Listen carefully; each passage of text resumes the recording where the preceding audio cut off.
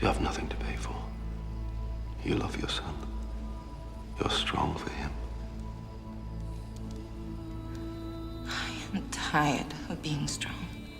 Goosebumps, that's actors Russell Crowe and Connie Nielsen in the Oscar-winning Gladiator blockbuster. This highly anticipated sequel hits theaters tomorrow. Lucky you, you get to go see it.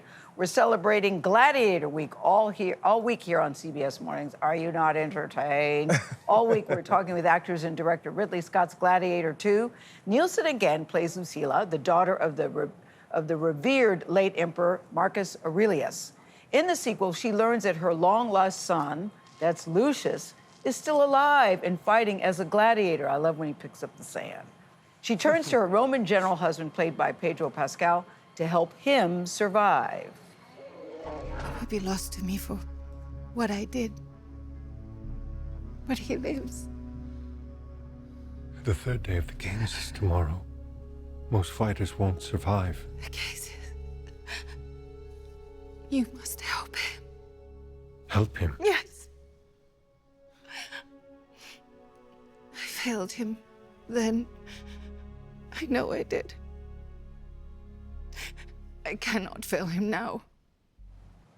Connie Nielsen joins us in studio. Guess what? She ain't failing, y'all. She ain't failing. Congratulations and bravo to you. Thank you so much. But I'm so curious about this because most people, when they're approached to do something that they did 24 years ago, will go, I don't know. Did you look in the mirror and say, can I pull this off? Or did you say, yeah, I got this? Were you nervous? I was nervous. I was like thinking, you know, people really feel protective, I think, about the first one. And a lot of people had been sort of like saying to me on the streets or something like that, don't do it #2 because like #1 is so perfect, right? And so we were obviously like wanting to make sure that the script was going to be like amazing. And so I think my agents were like asking the producers when they called us, like, well, you know, how's this gonna go? Yeah, how's this gonna? And they were like, just tell her she's gonna be happy.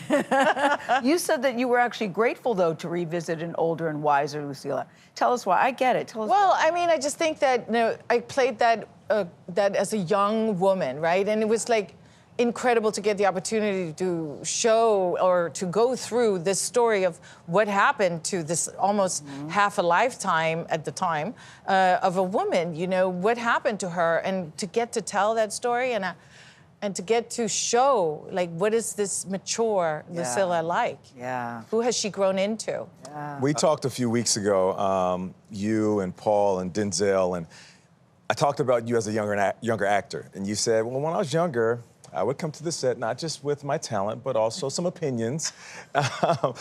So are you still the same? And what was it like when you gave an opinion to Ridley Scott or you suggested something? Yeah, how did he take opinion? Well, that's the thing. Suggested. Ridley is expecting you. He's counting on you. He's casting you because he wants you to kind of like be part of telling the story. So he wants you to bring everything that you've got, like your research, your imagination, your experiences, but also like whatever happens to you in the scene. And then he is thankfully also the kind of director who will help you recover from some of your worst instincts or your worst ideas, right? Because he will say, no, that doesn't work. And then that's good because you need somebody to say, no, that's not a good idea. Yeah.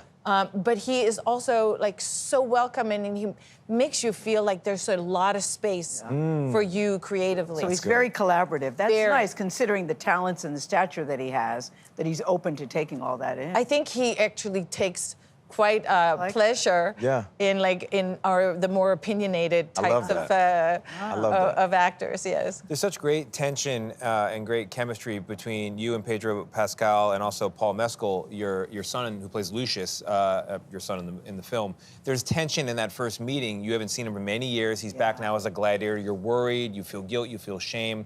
Behind the scenes, what was it like? Because there's so much fire on camera. Yeah. I mean, one of the things that we instinctively did without ever even discussing it was we didn't really talk until we'd had that scene. We didn't discuss the scene. We didn't really talk. We were nice to each other and so on, but there was just like not that, like wanting to get, you know, at all close until we'd had that scene. So there was a rawness there.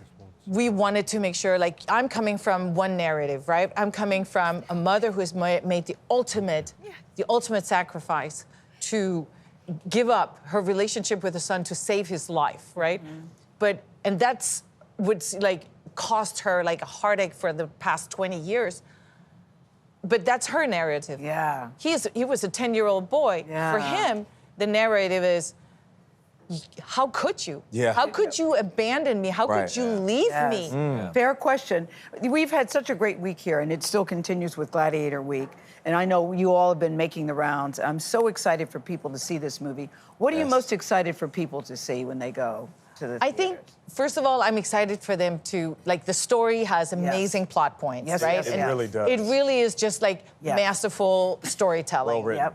You also have a director who has never stopped wanting, technology to keep on getting better and better and better, because what he wants, Ridley, is to be able to put on the screen these images that he has in his mind, and he is a visionary, They are right? He's a mind-blowing. real visionary. It's mind-blowing. And now it's like from the first to the second, it's like the technology has caught up. Yeah. For sure. And now it's able to allow Ridley So to visually make it appealing. an incredible scale. It is Bravo, incredible. The Connie, film bravo. Gladiator II is a vision. You're a vision in it. Yes. Connie Nielsen, Thank you you. very much. And our Gladiator Week continues tomorrow with director Ridley Scott. Gladiator II will be exclusively in theaters tomorrow, released by Paramount Pictures, and we are proud to say that as part of our parent company, Paramount Global.